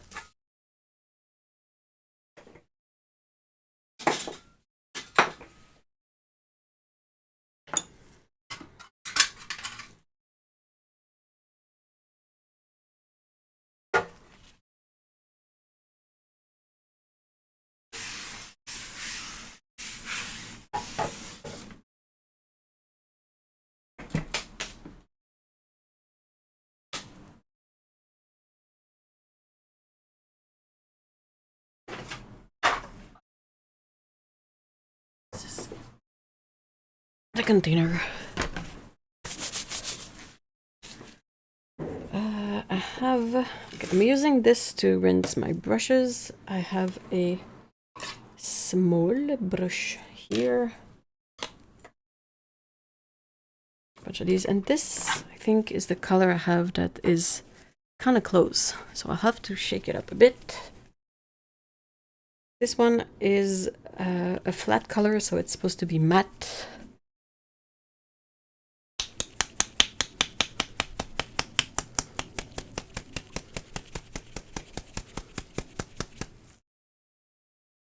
I need a special little spatula.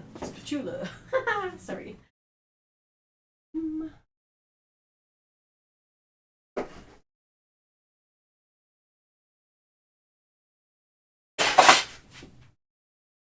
All good, all good. I'm not the most balanced person. I used to be better with my balance, but it's gone to poo. I will to test it on the underside. That's a good idea, right? I'll re-clean it again with a bit of alcohol just to, like, I'm gonna try to cover this spot here. Right?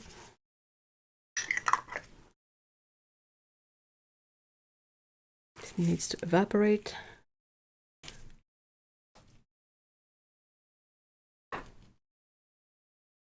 I put little pieces of tape on the caps of the colors that I've opened. Okay.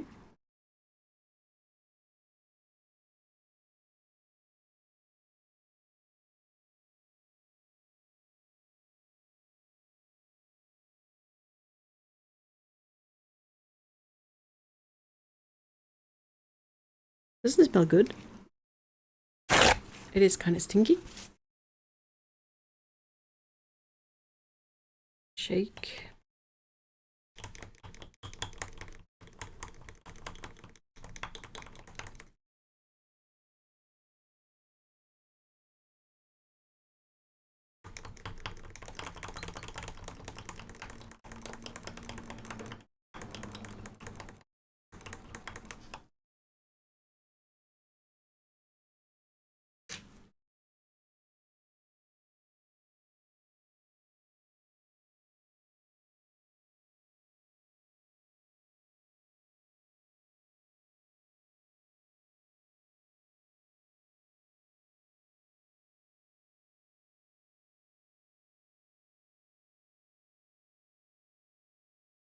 Oh, it's a bit dark.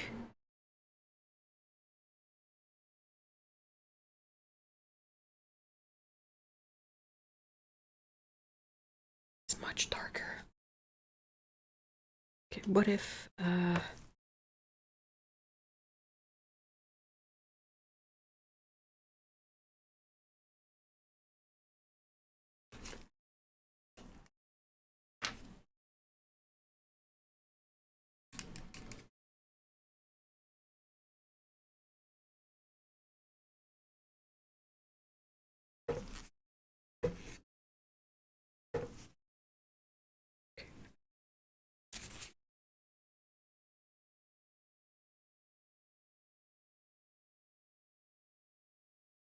I'm trying to find a piece of scrap paper, which you would think I, you know, have one handy, but nope.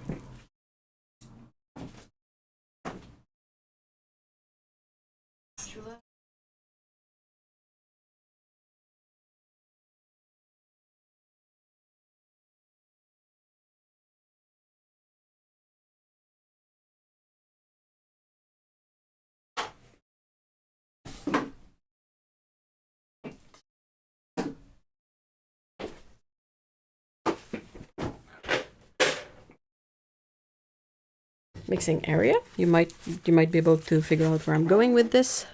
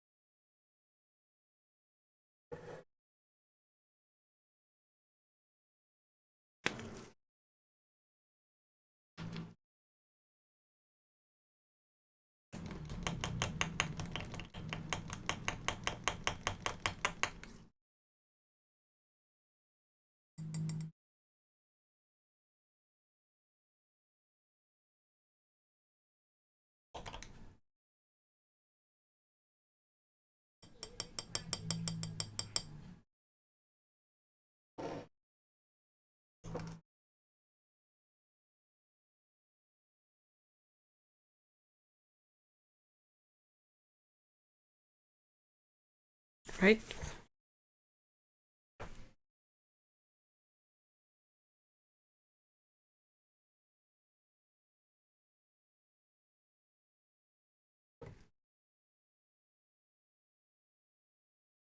That's not bad.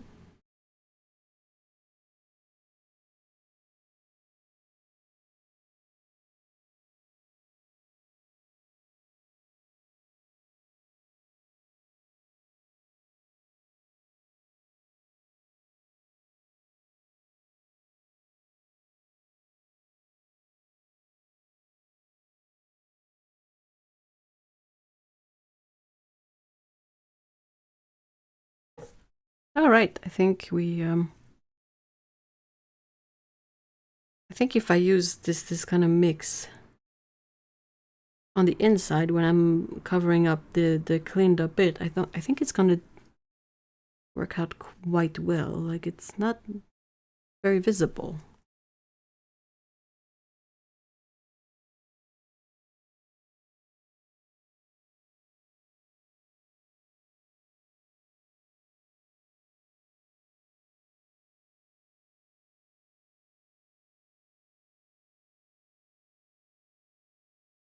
Time to watch paint dry. Yeah, you can kind of see it a little bit on the camera, but it's quite close, isn't it? What do you think?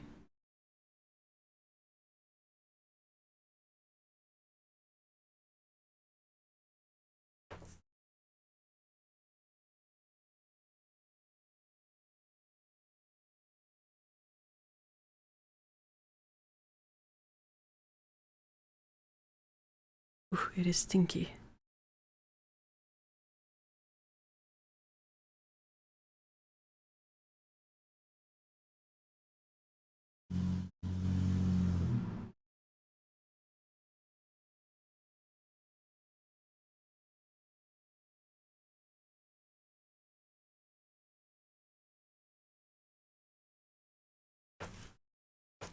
One is a bit too light.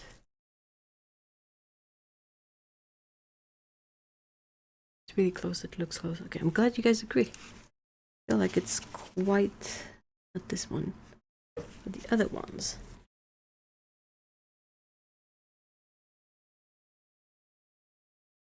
Yeah, and as it dries, it gets even more tough to spot. I think perhaps the main issue is that my base color, this sort of what do you call it, field gray they call it, but I think it's perhaps not, like, it's lacking just a little bit of yellow. to make it blend really well when I dilute it, when I mix it with the white. And it's a bit more matte than the surface of the palette itself.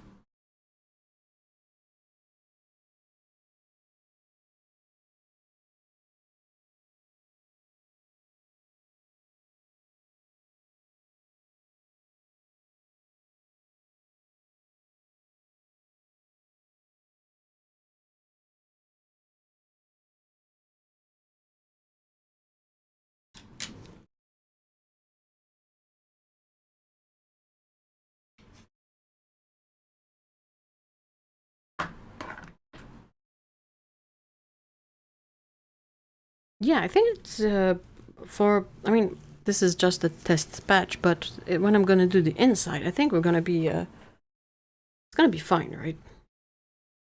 If anyone looks that closely, well, they need something more constructive to do with their time, I guess. Come on, we do what we can, right? Come on.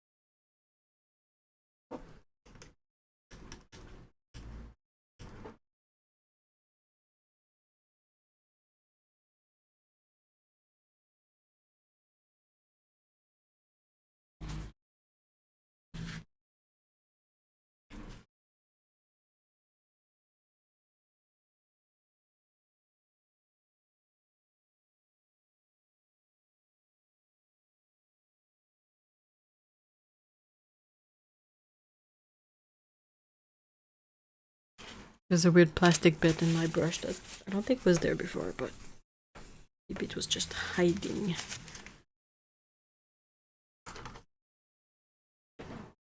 Oh, that stuff is... Oh, it's stinky. It's a good thing it's summer and I can have my windows open. Or, you know, spring enough.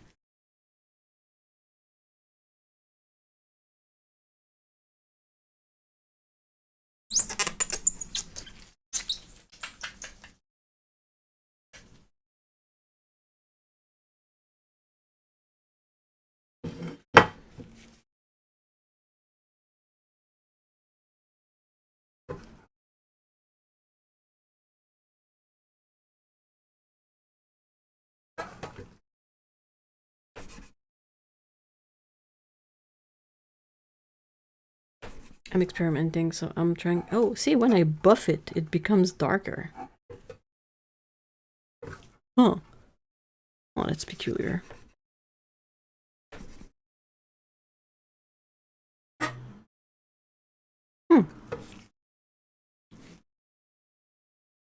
Funny, because it kind of looks like if I had only put the paint on the silver area, it would match up pretty close. It's the what I put on the outside that doesn't necessarily match all that well.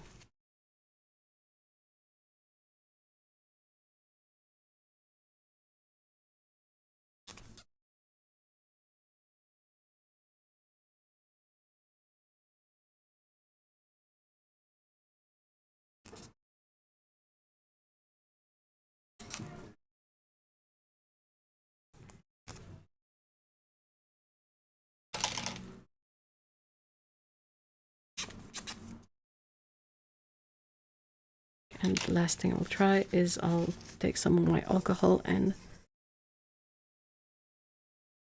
see what happens. So it does take it off. Not the original paint, but the paint that I put.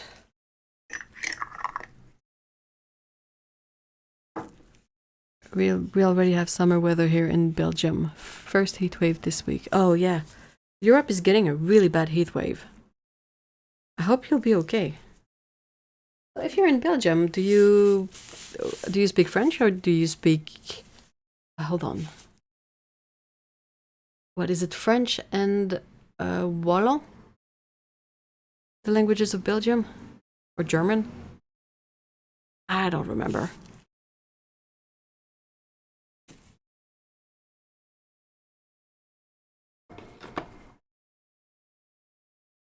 I'm not complaining. Yeah, you're like a lizard. You like the heat. Some of us are polar bears. We don't like the heat.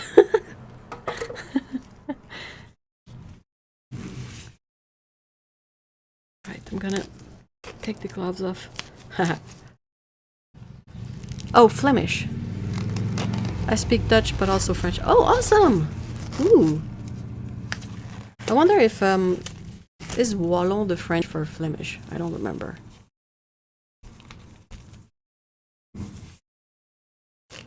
I'll have to Google it.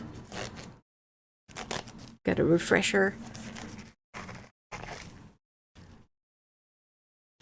Haha. Right. All right. Well, that was a good experiment. It's going to be really interesting to clean up the inside and then seal it off with that mix of color. Still have a lot of work to do on the inside. But yeah. I'm really excited to use this one, so that's why I'm working on it. No, Wallon is the French part of Belgium. Oh, okay.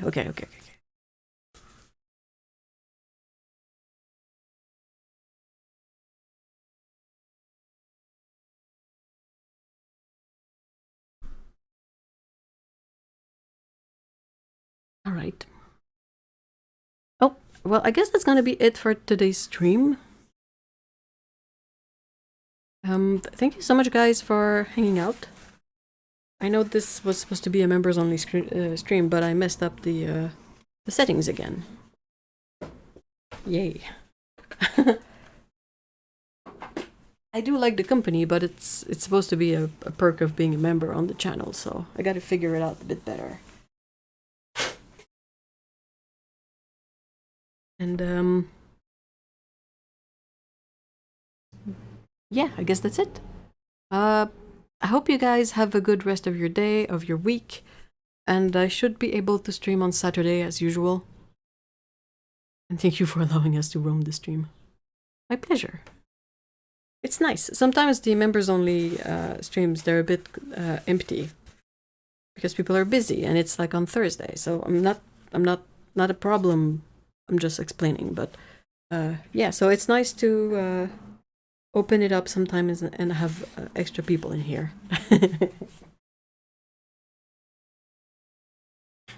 So yep, have a good day, guys. Thanks again, and see ya maybe on Saturday. And until then, take cake. Bye bye.